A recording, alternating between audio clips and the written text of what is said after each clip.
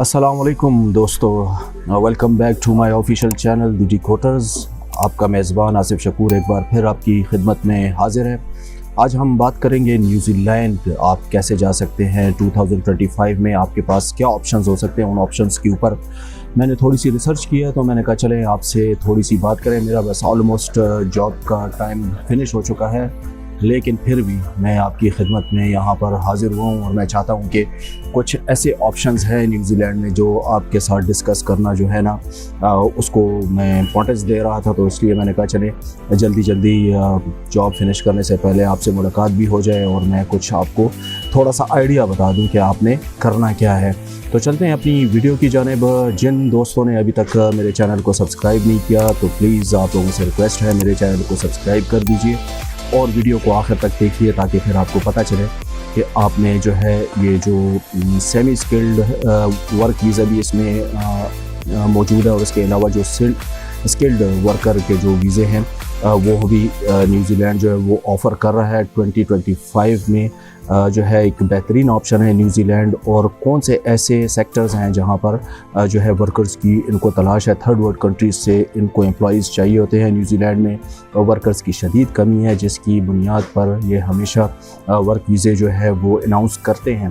तो सबसे पहले मैं आपको थोड़ा सा ये बैकग्राउंड बताऊँगा कि आप किन सेक्टर्स में जो है न्यूजीलैंड के लिए अप्लाई कर सकते हैं। इसमें सबसे पहले जो सेक्टर आता है वो एग्रीकल्चर का आता है, कंस्ट्रक्शन का आता है, उसके बाद और फिर health care, IT, information technology और ये जो साइबर की आजकल टेक्नोलॉजी है और ई-कॉमर्स वगैरह इस तरह के जितने भी शोबे हैं उसमें ये सारा IT की अम्ब्रेला के नीचे आता है। इसके अलावा ट्रांसपोर्ट, लॉजिस्टिक और हॉस्पिटैलिटी में, हेल्थ केयर सेक्टर मैंने आपको ऑलरेडी बता दिया, और हॉस्पिटैलिटी में, होटल और टूरिज़म में भी इन सेक्टर्स में एम्प्लॉइज़ जो हैं इनको चाहिए होते हैं।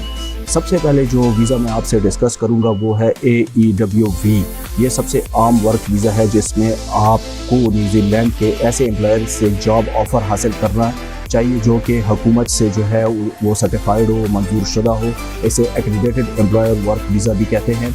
और ग्रीन लिस्ट वर्क वीज़ा जो है दूसरे नंबर पर है। अगर आपका पेशा न्यूजीलैंड की ग्रीन लिस्ट में शामिल है तो आप वीज़ा जल्द प्रोसेस हो सकता है। परमानेंट रेजिडेंसी के मौके जो है वो बहुत ज़्यादा इस वीज़े के थ्रू जो है बढ़ जाते हैं। तीसरा जो वीज़ा है वो सीजनल वर्क वीज़ा है। ये महदूद मुद्दत के लिए वीज़ा होता है जिसमें ज़्यादातर जो वहाँ पे फार्मर्स है, ज़राअत और इस तरह के जो पोल्ट्री फार्म हो गए, इस तरह के जितने भी सेक्टर्स हैं उसमें ये चाहिए होता है। आमतौर पे हमारे लोग जो है इस वीज़े को इम्पोर्टेंस नहीं देते, लेकिन ये सीजनल वर्क वीज़ा जो है बहुत इम्पोर्टेंट है। इसका तो एक ये प्लस पॉइंट होता है कि ये बहुत इजीली जो है लग भी जाता है और इसका जो दायरा कार है या इसकी जो क्वांटिटी है वो बहुत ज़्यादा होती है। और फिर आप जब चले जाते हैं किसी भी कंट्री में, जहां फ़र्ज़ करें UK का हो, अमेरिका का हो या किसी भी कंट्री का, जैसे कि न्यूजीलैंड की बात करो, इसका भी वीज़ा हो, तो वहां जाकर फिर आपके रास्ते खुलते हैं, ऑप्शंस आपके पास और मौजूद होते हैं। आप स्विच कर सकते हैं अगर आप इस वीज़े के ऊपर जाने में कामयाब हो जाते हैं।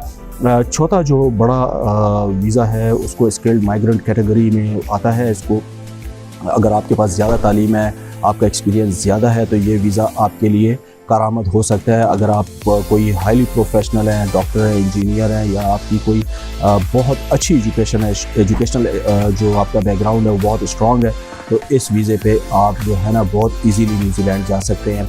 अच्छा, सबसे पहले मैंने वीज़े की अपने व्लॉग के शुरू में आपसे ये नहीं कहा था कि आप इसको ऑनलाइन भी अप्लाई कर सकते हैं। और ऑनलाइन अप्लाई करने का जो तरीक़ाकार है वो बहुत सिंपल है। इसकी वेबसाइट है www.immigration.government.newzealand, जिसका लिंक मैं अपनी डिस्क्रिप्शन में आपको दे दूंगा। इसके ऊपर आपने सबसे पहले अपनी जो है ना रियल जो न्यूजीलैंड की ऑफिशियल ID है वो ऑनलाइन बनानी है। उसके बाद अपनी जितनी भी मालूमात हैं वो उसके अपनी जितनी भी आपकी डिटेल्स हैं, आपका बायोडाटा है वो उसके अंदर डालना है। वीज़ा कैटेगरी का आपने इंतखाब करना है और जो वीज़ा आपके प्रोफाइल से मैच करे तो वो आप ज़रूर वही उसी वीज़े को आप जो है सेलेक्ट करें। मेरी आपको यही एडवाइस हो कि डॉक्यूमेंट्स को रेडी करें। पासपोर्ट आपका वैलिड होना चाहिए। एम्प्लॉयर आपका जॉब ऑफर लेटर और एम्प्लॉयर आपको ढूंढना पड़ेगा। आपकी क्वालिफिकेशन, एक्सपीरियंस लेटर और पुलिस क्लियर सर्टिफिकेट और हेल्थ चेकअप वगैरह जिसकी ज़रूरत हो तो वो भी आपने मुहैया करनी है। ऑनलाइन आपने फॉर्म फिलअप करना है, अपनी personal detail, education, work experience, employer की। इसके बाद आपने जो आपका स्टेप आता है वो ये है कि आमतौर पर वर्क वीज़ा फ़ीस तकरीबन 750 न्यूजीलैंड डॉलर होती है, और ये रकम किसी भी वक्त थोड़ी या कम हो सकती है, तो कोई इतनी बड़ी बात नहीं है। इसको तो आप फिर वो देख लेंगे। तो 750 को इतना अगर आपको वीज़ा मिल रहा है तो 750 डॉलर न्यूजीलैंड डॉलर जो है वो it's not a big deal. Application जमा करें और इंतज़ार करें। प्रोसेसिंग का टाइम आमतौर पर 4 से 8 हफ्ते होता है। अगर ग्रीन लिस्ट की जॉब है तो फिर आपको वीज़ा बहुत जल्दी मिल जाता है। आपका एम्प्लॉयर न्यूजीलैंड हुकूमत से एक्रेडिटेड हो, जैसे मैंने आपको कहा है, और आपकी अगर ग्रीन लिस्ट में है तो आपकी पीआर का रास्ता जो है वो इजीली आपको मिल सकता है। न्यूजीलैंड में ज़्यादातर जॉब ट्रेडमी और सीक वेबसाइट पर मिलती हैं, जिनके लिंक्स मैं आपको डिस्क्रिप्शन में दे दूंगा। इसके अलावा जो न्यूजीलैंड में जॉब तलाश करने के बेहतरीन ज़राए हैं वो ट्रेडमी, जो जैसे कि मैंने कहा, सीक न्यूजीलैंड और वर्कर हेयर है। ये इसकी डिटेल्स भी आपको दे दूंगा। इस डिस्क्रिप्शन में मैं आपको बता भी दूंगा कौन कौन सी कंपनी ऐसी है जहां पर आप अप्लाई कर सकते हैं। लेकिन मैंने हमेशा अपने व्लॉग में आप लोगों से ये बात की है कि देखें, आप किसी एक कंपनी पे डिपेंड ना करें।